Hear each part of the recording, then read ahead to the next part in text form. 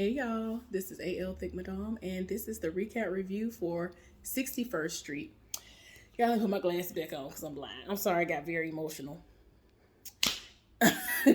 when I ended the last one, when I was getting towards the end. So anyway, this episode started out with people still being questioned, the mama down at the police station, the son at the police station.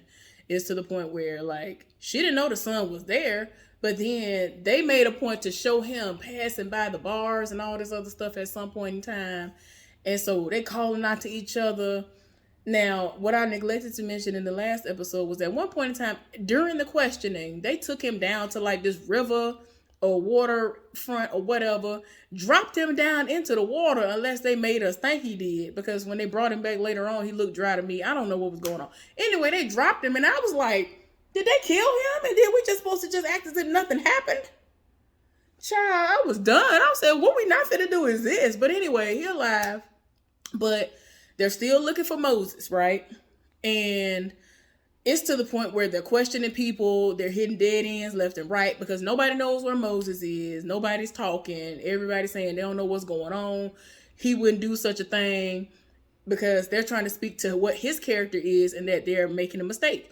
They ain't trying to hear that. All they know is that one of their brothers is dead. They don't want to hear nothing about that. Y'all know how they do. Somebody gonna pay, even if it's the wrong person. And y'all know how much of a history the United States of America has with that. So anyway, outside of the interviewing rooms and things, the partner is out there and he's talking to the sergeant or whatever this man is to him or whatever. And so the sergeant is trying to get him to understand that this is an animal, and with everything that has been going on in the world, you know that they have been wanting to do this to us and whatever, like really filling this man's head up because he know he took this man's death hard. That was his partner for like 10 years. So it's like you literally ride or die when it comes to this job. So he was ride or dying and all of this for this man. I always had this man back. So he trying to figure out what's going on. Then got cool with his family, this man's whole family. So it's like, this man had 5 kids. Just had a brand new baby. What we not finna do is this. So he is done. Like this man, okay, this is what I don't understand. Even though you are corrupt, you should at least have enough common decency to say, all right, you need to take a couple of days off. You need to take like a week off or something. Wait till after the funeral because this was your partner. You too close to this. You need to not be on this case right now, or you need to not be on it at all because he was really, really close to the case because he is really, really close to the person who died and the family. So it was a lot going on, and like he took it so hard. Like he is really blinded by everything. He sees red. Anytime anybody says the slightest thing about this man, it is a wrap. So he really over here talking him up. So anyway, somebody comes up to him while he getting dressed and he had his locker because they have to retrieve everything that was at the crime scene. So he had a bag of stuff, and so he didn't give the person everything but the wire. And so he was like, oh, well, well, this wasn't a part of it. Not referring to the wire, just a bag that he had that he ended up putting in his locker. He was like, okay. And I'm like, child, what you gonna do with the wire though? What you gonna do with it? I need to know what you're gonna do because he hasn't even heard it. So yeah, like I told y'all earlier, they in there questioning them, and eventually they let the son go. So they trying to figure out what's going on with the mama, what's going on with the son, and all of that. Well, while they doing all this, even right before they even release the mama, they end up showing Franklin, who y'all know is Courtney B. Vance's character. He's showing his son how he's supposed to act if he's ever confronted by police. He's telling them, if they ever confront you, you need to sit down very, very slowly, make sure your hands are being shown, and slowly do everything and put your hands up under your butt and sit on them. Don't move. Don't make no sudden movements. Don't do nothing. Just in case it happens. And so he's doing it with him. And he's telling him he's doing a great job. All of this, y'all. And I'm just like, I just hate that this is what people really have to teach you in order to hope that you can survive. This is the hope. You have to hope that you're going to survive if you have to use these techniques. I'm sick and tired. So we still see Moses on the run. This is the next day. He done got up out the trash can. He on the run. And like I said before, I had gotten ahead of myself. But old boy who has warrants out ended up cutting his hair. He rolled up to his place and all of that. And so they're trying to see, if anybody has any kind of um has anybody heard anything? Has anybody seen him? All of that or whatever. So, they have sneaking suspicions that he over there at that man's house. Well, he already told him, you can't stay here. Maybe you can stay at my old lady house while she out of town for a day or two, but you need to be out of there before the morning. And so he was going to take him over there. Well, they ended up letting the mama go. And so she trying to figure out what's the catch, like what you talking about and what you did with my son. So eventually, she going to link up with the other son that's remaining. And, she just tired. Like, y'all, it's too much. So, as I already told y'all before, Franklin Courtney B. Vance, he's been teaching his son various things that he needs to know. I want to make sure I'm telling y'all the son's name correctly on here, because I don't want to say it's one thing when it's something else. The son's name is, where did the little boy's name go? Well, he's not little. And I've seen him before, y'all. That's another thing. They had him to like squint his eyes. David. His name is Jarrell Maximilian Sullivan.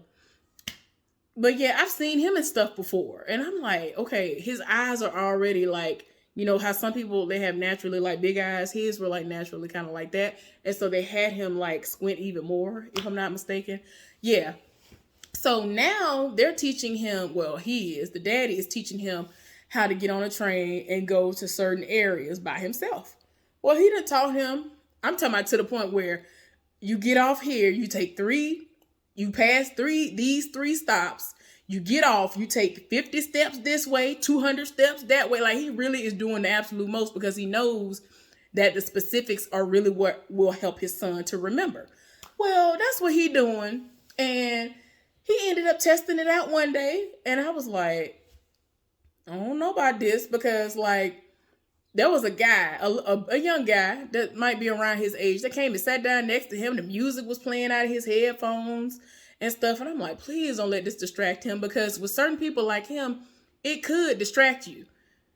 If you're somebody like him, it'd be like, no, that's not what I heard when I was doing this with my daddy, like just throwing him off. He might miss the turn. I'm saying turn. He might miss the stop because he on a train. And I'm like, oh no, please don't do that. So after it was all said and done, he did everything the way he was supposed to do. I was like, you better do that, David. But I was like, wait a minute, okay.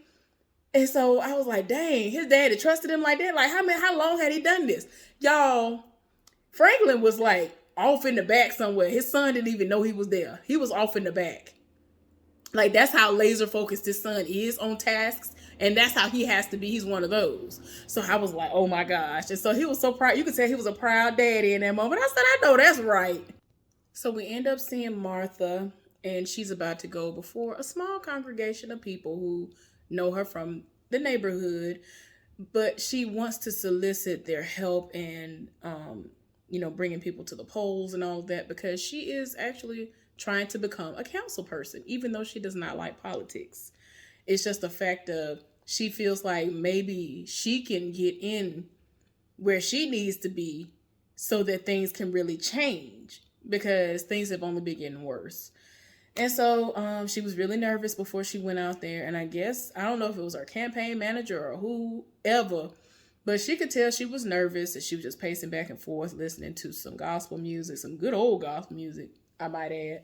And she was just like, look, you need to just go out there barefoot, grounded. And it's supposed to help calm nerves. And that's what she's been doing. Ever since she did it that day, that's the way that people see her. So she went out there, she told the people, I don't like politicians, but you're probably asking, why am I coming before y'all as a politician, basically, and asking for y'all help? You know what I'm saying? Y'all helped me, and we need to see changes. These changes have not happened, and it's just a part of the system. And the system is broken. The system don't work. It needs to be all the way changed. So she's getting people on board. And meanwhile, we see the cop's partner in his feelings, to the point where he driving around drunk, and he'll go sit outside the widow's house watching their house, even though they had somebody out there, you know what I'm saying, because they want to question her and all this other stuff. Like they have a whole, they have a whole process that they go by. Doing all of this. So talking to her, wanting to see how she doing, how the kids taking it, whatever. And she doing bad. And it's just a point of what is he going to do with this information that he has? She trying to figure out, was he into something? Like, did somebody come after him? Like, really, what was it? And I'm just like, child, don't nobody have time. Like, please don't conjure up no lie. So then we see Moses' mama, and they at the house. Is her and the other son, I think his name is Joshua. They at the house, and they in their feelings because Moses isn't there. So she's trying to comfort him, all while trying to keep her cool. Moses out here on his own, don't nobody know what's going on with him. And the guy, he's had to come and, make sure he was okay. So he had him squared away at his girlfriend's place. The police ended up, it's to the point where he had this boy in his trunk. He in a Camaro, y'all, in a Camaro's trunk. So the police rolling up, and so he trying to figure out, is it, them, for them or what? And they ended up cutting down the street.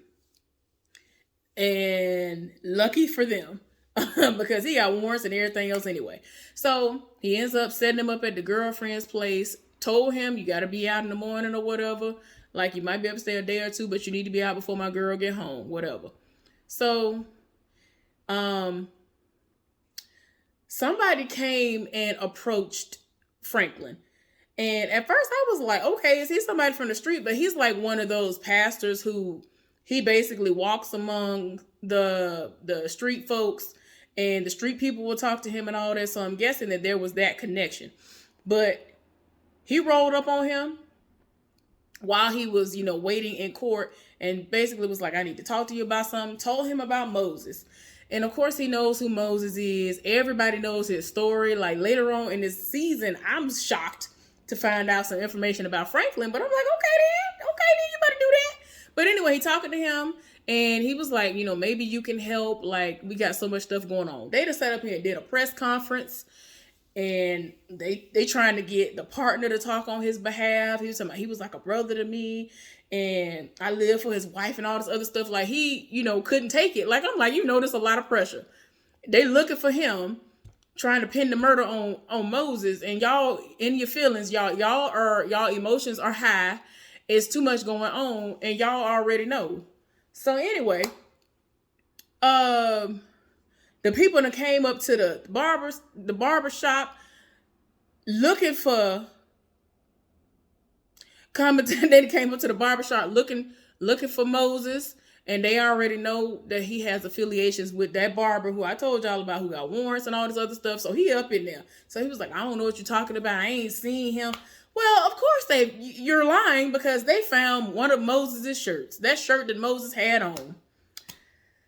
Because his mama had his name on the tag in the shirt. So I'm like, Lord. So, of course they want to know what's going on and where he at and all of that. And so he over here talking about, I don't know what you're talking about. And at this point, it's like, you gonna go down. You already got priors. Like, you might not ever see the light of day no more. Like, you be going through a lot. So they gonna snatch him up. So then we end up seeing this other guy who is one of the other fixtures in the community in a bad way. I think he's like the leader of another gang. And so we find out that Joshua wants to meet up with him and talk to him and all this other stuff. And somebody told him, like, look, if you want to meet up with him, you gonna figure it out one day. You gonna see the way it's gonna go. It's gonna have to go like this. But it's one of his people. He was talking to one of his people because the block is so hot because the people looking for Moses, that he was like, man, we can't move nothing, we can't do nothing. And so he was basically like, y'all need to find him and turn him into them, or get him missing, do something, like whatever you need to do, because this ain't good for business. I'm like, ooh, you trash. Like, I can't. Like, I understand that you are like a kingpin or whatever in your own right, but you're doing the most. So anyway, Moses that sat up here and they came from down in the basement. He went upstairs, got him banana, and he started eating the banana. And then he hear a knock on the door, and then it's people, they actually say, "Hey, Moses is whatever, whatever, whatever." So they open the door for him. They talking to him, explaining to him what happened. And Franklin basically is like, "I'm gonna be a lawyer and all of this, and like what you want to do." And he was like, "Look, I want to see my mama." So they trying to have it arranged. Well, Franklin is set up here. He done sat up here, went to the house. And so they're trying to explain to her, we've seen him, he all right. So the brother, he overhearing the whole conversation. And so he done left out the house, like through the window or another way or whatever, without them hearing, so that he can go and try to retrieve his brother. And he's trying to go get to his brother. So they about to go take the mama over there to the house to see him, because that's all he wants. So she like, all right, that's my son. I don't think he ate nothing all day. He ain't ate nothing within the last 12 plus hours. She done made him something to eat, packed him like a little lunch and everything. So they trying to figure out where they at. Y'all, when they went back to the house after they had carted the mama off to jail, they had bugged the house. They didn't know it, right?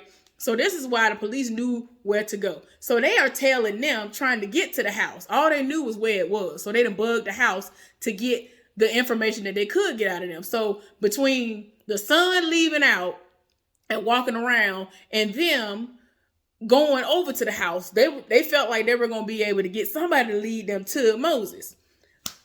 The brother that sat up here and rolled up on the drug dealer who just talked to the person over the game, who was like, you need to get him out the game, meaning you need to get him, kill him, make him disappear, turn him over to the police, do what you got to do. You need to find him so we can get back to what our normal business is. So the brother then got desperate. He was like, man, I need your help. I think I know where my brother is. I know y'all, live for my brother and that y'all will help me. And so he over here dealing with this false pretense. And I'm like, these people are not your friends. They still in the street. Like, a lot of people, like, I ain't gonna lie. My cousin, because of what he's done in his life, I know that if I were to approach somebody like him, that even though he in the street life, he really would mean well. If I were to approach him and say, can you help me do this or whatever, I'm trying to do this. And there ain't gonna be no situation where you being a snake and you trying to sit up here and sabotage my livelihood and my kinfolk and all this other stuff. Like, don't sabotage my brother or my sister because I'm trying to tell you, can you take me over here? Because he young, he ain't got no wheels. So he was like, man, I know where my brother at. Can you take me over there to him? So he leading him straight to the house. Well, Franklin then drove to the park. So they trying to figure out, okay, why are we stopping here? They got to go through the park. And they already know if you try to tell them through the park, meaning walking through the park, they're going to see you. So he walking all the way across the park to where his actual vehicle is parked, put the mama in the car, and they driving over to the house. I'd be doggone if the brother, of course, got there to the house before them. And they running interference both ways. Talking about, do you have eyes on Joshua? Whatever. So they hear noises. He hear noises. He trying to figure out what's going on. So the girlfriend that got home early. So he just trying to be quiet. But at the same time, he wasn't being quiet enough for me. The brother came to the door looking for him and was like, is Moses here? And she was like, I don't know any Moses. Left the house, all this or whatever. So like, she don't know what's going on because the boyfriend ain't said nothing to her.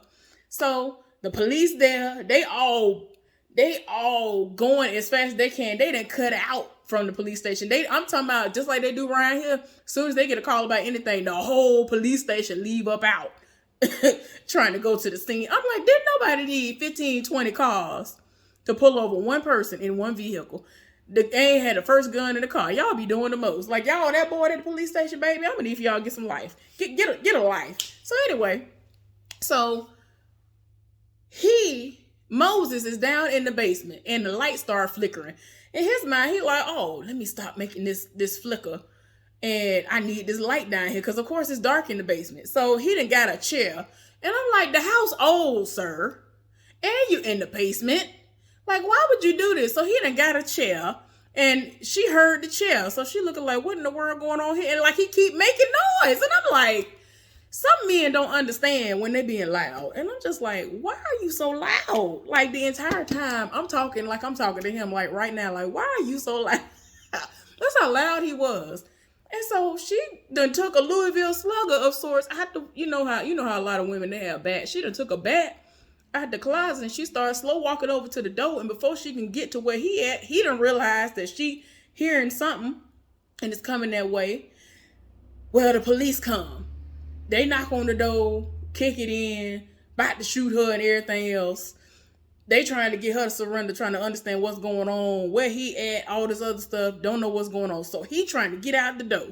He trying to get out the door that's down there in the basement. It took him forever, but he was finally able to get it open. He jimmied it open. That raggedy sergeant or whatever he is that's over the department, he ended up running up on him, telling him, you need to give it up, son. We already got you. You're surrounded, whatever. Franklin had came up out of nowhere, but thank the Lord he did. He was like, no, don't do this, because they was about to kill him. Because at this point, they was basically like, we're going to bring him in dead or alive because he killed one of our own. We don't really care. So he was like, I'm his lawyer. No, don't do nothing. And he told his boy, he said, don't say nothing in the ride downtown. Don't say nothing while you going downtown in that car. Don't say nothing. I'm your lawyer. And I'm just so tired. I'm just so tired of my spirit. Like, it has triggered me so bad in this show, y'all. Anyway, hope y'all enjoy the recap review for 61st Street. Please give this video a thumbs up. Subscribe to my channel if you have not done so. And let's talk about it down in the comments section.